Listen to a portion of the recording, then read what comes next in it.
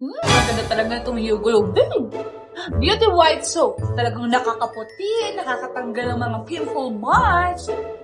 Ano talaga yan? Pasuyo, nakulog yung sabon. Ikaw na kumuha.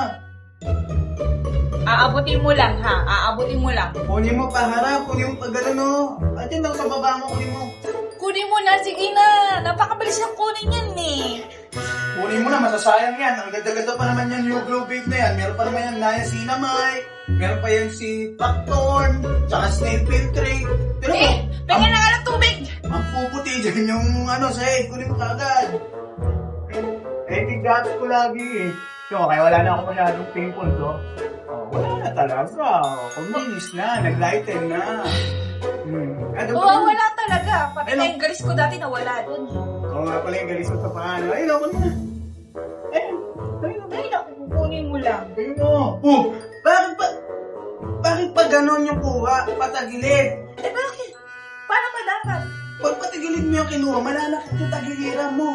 Nasakit yung ganito mo. Pag ganon mo kinuha, paharap pag ganon.